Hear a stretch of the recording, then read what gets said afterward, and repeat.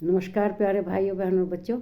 यह इस समय हम लोग जानते हैं श्रीमद् भगवत गीता का अध्ययन कर रहे हैं और इस अध्ययन क्रम में हम लोग श्रीमद् भगवत गीता के अध्याय किस पे आ गए हैं? अध्याय 16 और श्लोक 15 पर आ गए हैं। 15-16 का एक ही जगह है। ये श्री कृष्ण भगवान ने जो 2 श्लोक कहे हैं इसका एक ही जगह इस व्याख्या करेंगे, क्योंकि दोनों की व्याख्या मिलती जुलती है। तो श्रीमद् भगवद गीता के अध्याय 15 के श्लोक अध्याय 16 के श्लोक 15-16 में श्री कृष्ण भगवान क्या कहते हैं यह देखना चाहिए हमें। तो कहते हैं, आढ्योऽभिजन्वान् नस्मि कोऽन्यो अस्ति सदृशो मया यक्षे दास्यामि मोदिष्य इत्यज्ञान विमोहिता अनेक चित्त विभ्रांता मोहजाल समावृता प्रसक्ता काम भोगेषु पतंती नरकेषु। यह सुचो कहते हैं, मैं बड़ा ज्ञानी हूँ। कौन? जो आश्रित प्रवृत्ति वाले लोग हैं वे समझते हैं, उन्हीं के बारे में सब बता रहे हैं। और धनी हूँ, मेरे पास बहुत बड़ा परिवार है, कुटुंब है। और दूसरा कौन है मेरा जैसा? यही समझते हैं। मैं यज्ञ करूँगा, दान दूंगा और आमोद प्रमोद करूँगा, तो उनका यज्ञ भी पाखंड का होता है। उनका यज्ञ सही नहीं होता, क्योंकि वो शास्त्रों के अनुसार नहीं होता।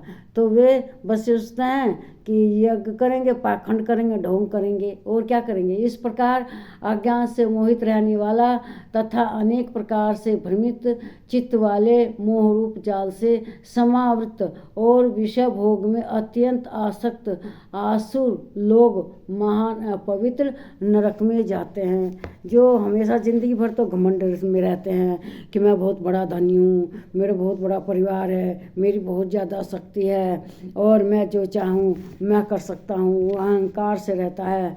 तो क्या होता है, वह सोचता है यज्ञ आदि कर लूँगा तो मुझे स्वर्ग मिलेगा। लेकिन जो पाखंड के साथ यज्ञ करते हैं, क्या उन्हें स्वर्ग मिल सकता है? ये कभी भी संभव नहीं होता।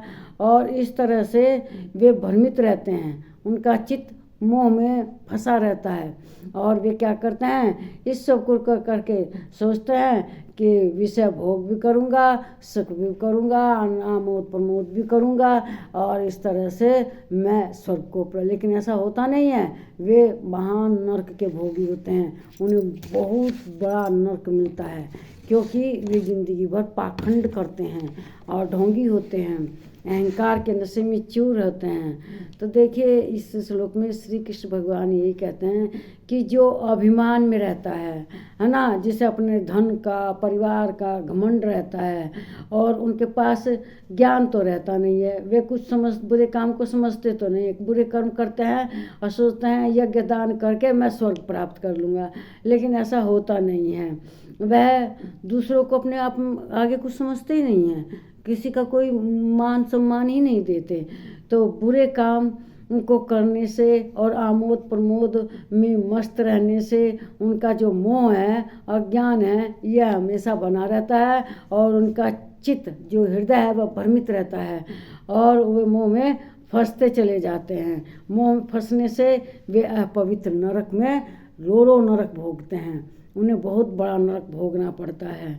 वे इससे बच नहीं पाते कि वे सोचते हैं कि मैं तो नरक से बच जाऊंगा, लेकिन ऐसा संभव नहीं है, वे नरक से नहीं बच पाते।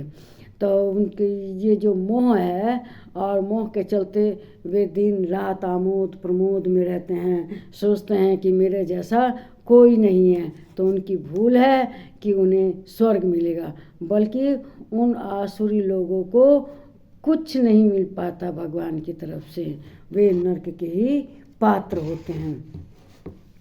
देखिए मनुष्य को अपने ऊपर घमंड अहंकार तो बिल्कुल भी नहीं करना चाहिए। मेरे पास धन है, ये तो सब भगवान की कृपा है जो कुछ है।